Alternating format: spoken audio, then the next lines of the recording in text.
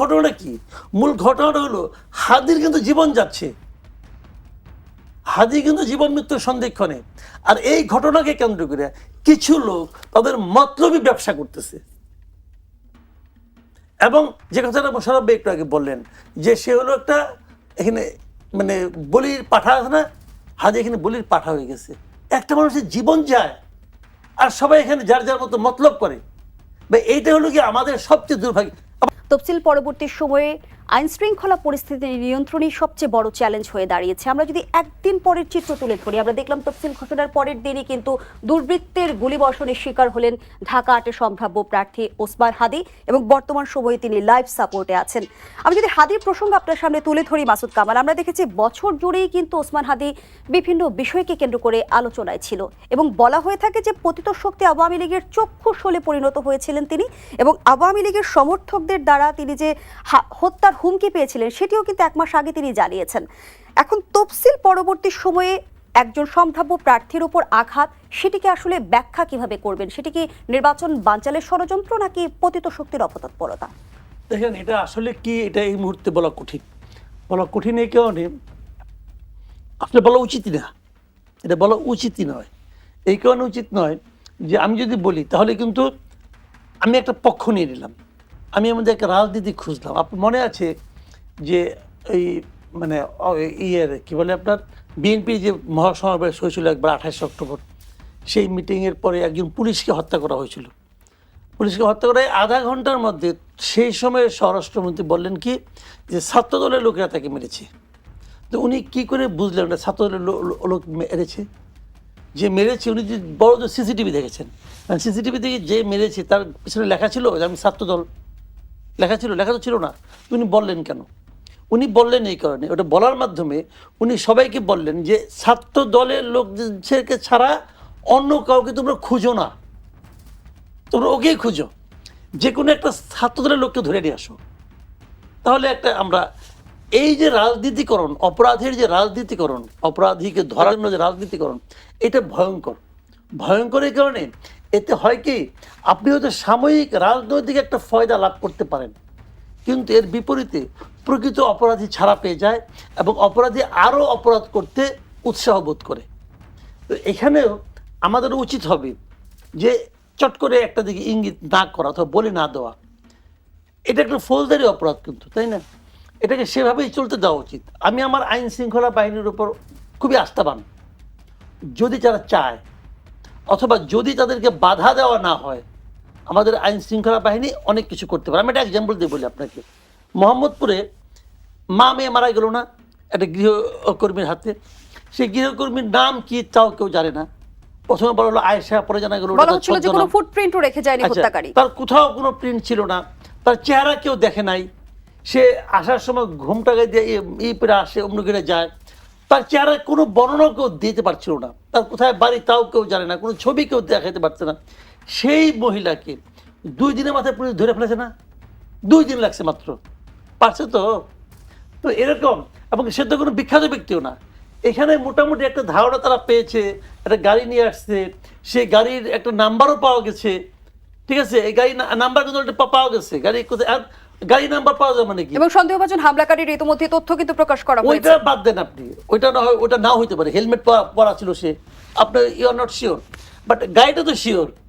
তাহলে গাড়ি ধরলেই হয় এই গাড়ি মালিককে, ওই সময় গাড়িটা কার কাছে ছিল তাকে ধরলে হয়, তোমার পেছনে কে ছিল। খুব ইজি কিন্তু। আমি একেবারে নিশ্চিত যদি তাকে বাধা দেওয়া না হয় পুলিশকে, তাহলে এই পুলিশ আজকে থেকে কালকের মধ্যে অপরাধীকে ধরে ফেলাবে, আপনি শিওর থাকেন। আর যদি আজকে থেকে কালকের মধ্যে ধরা না পড়ে, আমার সন্দেহ থাকবে যে কোনো না কোনো মহল থেকে তাকে বাধা দেওয়া হয়েছে, এটাকে অন্যদিকে ঘুরিয়ে দেওয়ার চেষ্টা হচ্ছে। দেখেন কতগুলি পয়েন্ট আমি আপনাকে বলি। সেটা হলো যাকে এখন মতো সন্দেহ করা হচ্ছে, ফয়সল নামে যে ছেলেটাকে, দাউদ খান নাকি নাম, ফয়সল, বিরাট নাম। এই ছেলেটা কিন্তু আমরা যতটুকু দেখলাম এ পর্যন্ত, যতটুকু তথ্য পেলাম, সে কিন্তু একটা অস্ত্র মামলায় গ্রেপ্তার হয়েছিল। এই গত ফেব্রুয়ারি মাসে সে ছাড়াও পাইছে। সে ছাত্রলীগের রাজনীতির সঙ্গে জড়িত, সে ছাত্রলীগের কোনো একটা ছাত্রলীগের সেন্ট্রাল কমিটিতে ছিল। তো আমরা ছাত্রলীগের একটা লোক যে সংগঠনকে আপনি নিষিদ্ধ করছেন, যার ইউনিয়ন কমিটির একটা লোককে পাইলে আপনি পিটান, তো সেই ছেলেকে অস্ত্র মামলা র্যাবের হাতে ধরা পড়ার পরেও হাইকোর্ট থেকে উচ্চ আদালত থেকে তারা আপনি জামিন নেওয়ালেন কেন? কিন্তু কেন হয়েছে? মাসুদ কামাল, আমরা তো দেখছি যে বর্তমান নাজুক আইন শৃঙ্খলা পরিস্থিতিতেও কিন্তু শীর্ষ সন্ত্রাসীরা জামিনে মুক্ত হয়ে যাচ্ছে। একই কথা হলো, এটাও সে একই কথা। তো তাকে তো আপনি মুক্ত করে দিলেন, খোঁজ দিয়ে দেখেন তো তাকে মুক্ত করার ক্ষেত্রে আইনজীবী কে ছিল, খোঁজ দিয়ে দেখেন আপনি, দেখবেন যে হয় বিএনপির কেউ ছিল অথবা জামাতের কেউ ছিল। এরাই এখন আদালতগুলিতে জামাত বিএনপির উকিল না হলে কাজ হয় না, এটা একদম ধ্রুব সত্য কথা। যে কেউ যদি আওয়ামী লীগে কেউ বিপদে পড়ে জামাত বিএনপির উকিল খুঁজে। আর এই ক্ষেত্রে খুব ইম্পর্টেন্ট কিছু নাম আছে, যাকে নাম বলে উচ্চারণ করলাম না, তো সবাই এদেরকে জানে। সেরকমই কেউ একজন ছিল এই মামলাতেও। তাকে জিজ্ঞাসা করেন, ভাই আপনি এর মামলা কত টাকার বিনিময়ে লড়ছেন, আপনার নীতি আদর্শ কোথায় গেল? তখন কেউ কিছু বলবে না। যাও, তারপরে দেখেন, তারপরে আইনটা আসেন দেখেন, ছাত্রলীগের একটা লোক, চিহ্নিত লোক, অস্ত্র মামলা ধরা পড়ছিল, তাকে দেখা গেল আবার হাদির সঙ্গে, হাদির প্রোগ্রামে, হাদির ইনকলাব মঞ্চের যে অফিস, সেখানে তার পাশে সে লোকটা বসে আছে। আবার একটা ছবি দেখলাম সাদিক কায়েমের সঙ্গে সে হাসাহাসি করতেছে। আর ওই ছবিটা কি ফেক কিনা আমি বলতে পারবো না, কিন্তু এই হাদির সঙ্গে এটা শিওর, কারণ ওটা ভিডিও দেখছি আমি। তো এখন এই বিষয়গুলি কি? আবার এটাকে নিয়ে কিন্তু অনেকে রাজনীতিও করতেছে। এই বেচারা হাদির জীবন যায়, এদিকে আর রাজনীতি করে। আমি নিশ্চয়ই পরের টার্মে আপনি আবার আমাকে বলবেন, আমি তখন আরো কিছু পয়েন্ট বলবো। ধন্যবাদ। নির্বাচন ঘিরে ভারতকে কোনো নীল নকশা করছে? দেখেন, নীল নকশা করছে কি করছে না, হাদির বোন যতটা সহজে বলতে পারতেছে, জুলকারনাইন সাহেব যেভাবে বলতেছেন, আমি এভাবে বলতে পারবো না, আমি অত জ্ঞানী না। কারণ কিছু একটা নীল নকশা আঁকতেছে আর এটা সব বুঝে ফেলেছে। ভাই বিষয়টা এত সহজ না রে ভাই, ঘটনার প্রেক্ষিতে আপনাকে আলোচনা করতে হবে। আমি আপনাকে 2-3টা ঘটনা বলি, তাহলে আপনি বুঝবেন। দেখেন, যখন হাদির একটা ভিডিও আমি দেখলাম, মানে আমি যা দেখবো তার প্রেক্ষিতে আলোচনা করব। একটা ভিডিও দেখলাম যে উনি যখন গুলিবিদ্ধ হয়েছেন, একদম রিক্সায় করে ওনাকে হাসপাতালে নিয়ে যাওয়া হচ্ছে, তখন একজন লোক লাইভ ভিডিও করতেছে ফেসবুকে। সেখানে সে কি বলতেছে, তার একটা কথাই খুব বারবার সে বলতেছে যে ঢাকা 8-এর প্রার্থী হওয়ার কারণে হাদি ভাইকে গুলি করা হয়েছে। আচ্ছা আপনি বলেন, আপনার পাশে একজন লোক গুলিবিদ্ধ, মাথাটা ঢেকে রাখা হয়েছে, তখন আপনি কি কারণে গুলিবিদ্ধ, ও কেমনি বুঝলো? এবং হামলাকারী নিশ্চয়ই কোনো কারণ বলে যায়নি। কারণ বলে যায়নি, তার সঙ্গে আলোচনা হয়নি। ও কি করে বুঝলো যে ঢাকা 8-এর প্রার্থী হওয়ার কারণে তাকে সে ক্রমাগত বলছে। আপনি ভিডিও চাইলে আমি আপনি দিতে পারবো, এই ভিডিও আমি নিজে দেখেছি, অনেকে দেখেছে, আমার কাছে একজন পাঠিয়েছে, যেহেতু ভিডিওটা আমি দেখলাম। এবং সে অন্তত 5 থেকে 6 বার বলছে যে ঢাকা 8-এর প্রার্থী হওয়ার কারণে হাদি ভাইকে গুলি করেছে। এই লোকটা কে? এই লোকটাকে আগে আপনি ধরতে হবে, জিজ্ঞাসা করতে, ভাই তুমি কি করে বুঝলা যে ঢাকা 8-এর জন্য হয়েছে? 1 নাম্বার। তা না হলে তুমি কেন এটা প্রচার করছো?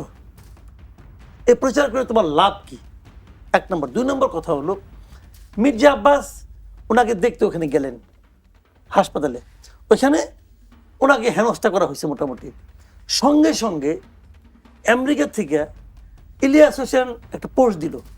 সেই পোস্টে উনি কি লিখলেন, হসপিটালে মির্জা চাঁদার উপস্থিতি ভালোভাবে না নেওয়ারই কথা। মির্জা চাঁদার, মির্জা আব্বাস বলে কিন্তু মির্জা চাঁদা, মানে উনি চাঁদাবাজ হিসেবে তাকে আখ্যায়িত করছেন। উপস্থিতি ভালোভাবে না নেওয়ারই কথা বললেন। তার ঠিক ঘন্টাখানেক পরে উনি আরেকটা পোস্ট দিলেন ফেসবুকে, সেই পোস্টটা এখনো আছে। ওখানে লেখছে, চান্দা আব্বাসকে হাদির মামলার 1 নম্বর আসামি করা হোক। ঠিক আছে, চান্দা আব্বাসকে হাদির মামলার 1 নম্বর আসামি করা হোক। কে লেখলো? ইলিয়াস হোসেন। চেষ্টা করা হচ্ছে। অবশ্যই। মূল ঘটনাটা কি? মূল ঘটনাটা হলো হাদির কিন্তু জীবন যাচ্ছে, হাদি কিন্তু জীবন মৃত্যুর সন্ধিক্ষণে। আর এই ঘটনাকে কেন্দ্র করে কিছু লোক তাদের মতলবী ব্যবসা করতেছে। এবং যে কথাটা মোশাররফ ভাই একটু আগে বললেন যে সে হলো একটা এখানে মানে বলির পাঠা আছে না, হাদি এখানে বলির পাঠা হয়ে গেছে। সিম্পল। হাদি ভারতীয় আগ্রাসনবাদের বিরুদ্ধে দীর্ঘদিন ধরে বলতেছে। এটা কি নতুন বলছে? নতুন বলে নাই, বরং গত কয়েকদিন ধরে সে কম বলতেছে। কারণ এখন সে নির্বাচনী প্রচার অনেক ব্যস্ত, এখন সে কিন্তু আগের মতো তো অ্যাগ্রেসিভ না। হাদি কিন্তু, আমি আপনাকে বলি, হাদির সঙ্গে আমার পার্সোনাল রিলেশন খুব ভালো ছিল, খুবই ভালো, এবং আমি তাকে পছন্দ করি। কি কারণে করি সেটাও বলি।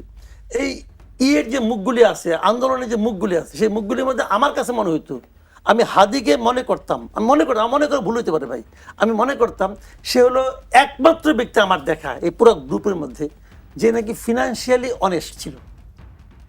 বাদ বাকি সবার নামে আমি কিন্তু কম বেশি আমার কাছে কিন্তু সব তথ্য আসে, অনেকে আমার কাছে তথ্য পাঠায়। আমি হাদির নামে কোনো তথ্য পাই নাই। যখন না পেয়েছি আমি জিজ্ঞাসা করেছি অনেককে যে ভাই হাদি কি কিছু খায়টায়। আমাকে খুব ভালো একটা সোর্স থেকে বলছে যে আমরা পরীক্ষা করে দেখছি সে খায় না। আমার হাদির প্রতি দুর্বলতার এলো মূল কারণ সে ফিনান্সিয়ালি ছিল অনেস্ট, আমি যতটুকু জানি। এর বাইরেও থাকতে আমার যারা বাইরে অনেক কিছু থাকতে পারে, তাকে আমি পছন্দ করি। কিন্তু যারা তাকে নিয়ে বাণিজ্যগুলি করতেছে এই এক একটা আরেকটার চেয়ে বড় করাপ্ট। পিনাকি ভট্টাচার্য হাদির এই ঘটনার পরপরই সে প্রথমে একটা পোস্ট দিয়েছে, সেই পোস্টের মধ্যে লিখতেছে যে কয়েকজন নাম দিচ্ছে যে এরা কয়েকজন সাংবাদিক, এই নাম বলি আনিস আলমগীর, আব্দুল নূর তুষার, হ্যাঁ মাসুদ কামাল আছে, আমিও আছি এখানে। আপনারা নাকি আওয়ামী বয়ান তৈরি করতেছি আর তখন হাদিকে মরতে হচ্ছে, মানে হাদির মৃত্যুর জন্য আমরা দায়ী। মানে সবাই যার যার ধান্দা এখানে ফুলফিল করার চেষ্টা করতেছে। মির্জা আব্বাসকে দায়ী করেছে ইলিয়াস হোসেন লেনদেন কিছু করতে চায় আর কি, বলে আমি তুমি আমার টাকা দাও, তোমার নাম আর কমু না, এটা হইতে পারে। পিনাকি বলতেছে মাসুদ কামাল তুমি আমায় না কিছু বলো না, বললে তোমার নামে আবার বলবো আমি। মানে একটা প্যাথেটিক ঘটনাকে, একটা মর্মান্তিক ঘটনাকে নিয়ে তারা বাণিজ্য করতেছে সবাই। ওই যে বলছে ঢাকা ৮-এর নির্বাচনে প্রার্থী হওয়ার কারণে হাদি ভাইকে মারা হলো, বাণিজ্য এটা হলো ওর ধান্দা, সেখানে ফুলফিল করতেছে। একটা মানুষের জীবন যায় আর সবাই এখানে যার যার মতো মতলব করে। ভাই এইটা হলো কি আমাদের সবচেয়ে দুর্ভাগ্য। আবার দেখেন এখানে আমি এটা না বললাম এরা সব জ্ঞানী লোক, গ্রামে কি হয়েছে হাদিকে দেখা যায় তার বাবা মা চলে আসছে, চোর দিয়ে চুরি করছে ওই বাড়িতে। মানে সব মতলব, কি শহর কি গ্রাম, কি শিক্ষিত কি অশিক্ষিত, আমাদের মনে রক্তের মধ্যে মনে হয় মানে এই মতলববাজি ঢুকে গেছে। তো এটা ভালো না, এটা ভালো না। জনাব মাসুদ কামাল, যেমনটি মোশাররফ আহমেদ ঠাকুর অভিযোগ করছিল যে সরকারের সদিচ্ছার ঘাটতির কারণেই লুট হওয়া অস্ত্র উদ্ধার করা যায়নি, আপনিও বলছিলেন কোনো জায়গায় আমি সদিচ্ছা দেখছি কিনা। আমি আপনার কাছে পাল্টা প্রশ্ন রেখেছিলাম যে সরকারের সদিচ্ছা থাকলে কি আইন শৃঙ্খলা পরিস্থিতি নিয়ন্ত্রণ সম্ভব? অবশ্যই সম্ভব। তাহলে কার সদিচ্ছা লাগবে বলেন তো? একটা দেশের আইন শৃঙ্খলা পরিস্থিতি যদি নিয়ন্ত্রণ করতে চান তাহলে কার সদিচ্ছা লাগবে? আপনার। কিন্তু আমরা যদি সদিচ্ছা কোনো মূল্য আছে? 24-এর গণঅভ্যুত্থানের বাস্তবতা তুলে ধরে জনাব মাসুদ কামাল, আমরা দেখেছি যে বিধ্বস্ত হওয়া আইন শৃঙ্খলা বাহিনীকে শৃঙ্খলায় ফেরানোই কিন্তু সরকারের জন্য বড় চ্যালেঞ্জ ছিল। তারা সেই চ্যালেঞ্জ গ্রহণ করে নাই, তারা সেই চ্যালেঞ্জ দেখেছে। চেয়ে চেয়ে দেখলাম, এটা গান আছে না একটা, তা আমার বলার কিছু ছিল না, চেয়ে চেয়ে দেখলাম। তারা চেয়ে চেয়ে দেখছে, কিছু বলে নাই। আপনি আমাকে বলেন গত 1.5 বছরে শুরুর থেকে তারা বলতেছে যে পুলিশ বাহিনীর মনোবল ভেঙে গেছে। আপনার কাছে কি একবারও মনে হয়েছে যে এই সরকার যে পদক্ষেপটা, এই যে একটা পদক্ষেপ নিল, এই পদক্ষেপের কারণে পুলিশ বাহিনী মনোবল আবার জেগে উঠবে? মনে হয়েছে আপনার কাছে? মনে হয় নাই। আমি আপনাকে একটা উদাহরণ দিয়ে বলি। এই আন্দোলনে অনেক পুলিশ মারা গেছে তো। আচ্ছা, সবগুলোই মৃত্যুই কি প্রয়োজনীয় মৃত্যু ছিল? সবগুলো মৃত্যু প্রয়োজনীয় মৃত্যু ছিল না। একটা ছোট্ট এক্সাম্পল দিয়ে বলি, পুলিশের কনস্টেবলের কি ক্ষমতা আছে তার ঊর্ধ্বতনের অর্ডার ছাড়া গুলি করার? নাই। তার ঊর্ধ্বতনকে ধরেন ওসি, ঠিক আছে, ওসি কি ক্ষমতা আছে ইচ্ছা করলে একটা মানুষের গুলি করে মেরে ফেলাবে? সে এসপির অর্ডার পাইছে।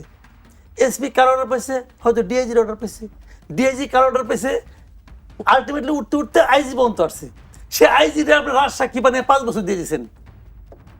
যে মূল অর্ডারটা করলো সে 5 বছর, আর পুলিশের হবে মৃত্যুদণ্ড। হইল কিছু ভাই? যে ট্রিগার টিপলো তার হলো মৃত্যুদণ্ড, আর যে ট্রিগার টিপতে বাধ্য করলো তার 5 বছর। কোন আইন? এখন যদি সব কনস্টেবল বলে যে আমরাও রাজ সাক্ষী হবো, আদালত এদের রাজ সাক্ষী বানাবে না। তাহলে এটা কি আইনটা কি, বিচারটা কি হলো বলুন তো আমাকে? আচ্ছা, আবার উল্টা দিক দিয়ে ধরি যে পুলিশের বিচার হবে। ভাই আমি তো পুলিশ হত্যার সাজার কথা বলি না, আমি বলছি পুলিশে যে হত্যাগুলি হয়েছিল সেই হত্যাগুলো আপনি একটা বিচার করবেন। বিচার করে দেখবেন যে হ্যাঁ এই পুলিশটা আসলে তার হত্যাটা জরুরি ছিল আন্দোলনের স্বার্থে, তাহলে বিচার হবে না। আর এটা যদি বলি এটা জরুরি ছিল না, তাহলে তো বিচার হবে। আপনি বিচারই করবেন না, ইন্ডেমিনিটি দিয়ে দিবেন। এই দিলেন ইন্ডেমিনিটি একটু পরে কথা বলি। আপনি আমাকে বলেন এই পুলিশের মধ্যে যারা মারা গেছে তাদের একটা ফ্যামিলি নাই, তার বউ আছে না, বাচ্চা আছে না, তারা এই দেশের নাগরিক না, বলেন ওই নাগরিকটা যেটা আপনি কি করলেন? ওই নাগরিকটা কোথায় জাস্টিসটা পেল বলেন আপনি? কোথায় পেল জাস্টিস? থানা লুট হয়েছে, থানায় আগুন ধরাই দিচ্ছেন, পুলিশে মারা গেছে, সাভারে মানুষকে মারছে পুলিশ, আগুন দিয়ে মারছে, অবশ্যই অপরাধ, বিচার হবে। কিন্তু যে থানা লুটের এবং যেখানে পুলিশে কোনো গুলি করলো না, ঢাকা ছাড়া ঢাকার বাইরে কোনো জেলা শহরে পুলিশের সঙ্গে কোনো সংঘাত হয় নাই, আপনি পুলিশ দিলেন আগুন দিয়া। আমার কথা হলো কি, আমি বলছি না আপনি এটা করতে, আমি বলছি সেখানে আপনি আপনি বিচারটা বলতে চাচ্ছেন করেন। যে পুলিশের প্রতি ন্যায় বিচার প্রতিষ্ঠিত হয় হয় নাই, না হওয়ার কারণে কি হয়েছে, আমি দেখলাম যে আমার সহকর্মী মারা গেছে, তার কোনো বিচার হচ্ছে না, তার ফ্যামিলি লেখাপড়া, বাচ্চা কাচ্চা লেখাপড়া বন্ধ হয়ে গেছে, তার ওয়াইফ রাস্তায় ফ্যাফে করে ঘুরতেছে, আর আমাকে বলতেছেন যে তুমি আইন শৃঙ্খলা রক্ষা করো। আমি কি সেই আগ্রহটা পাবো?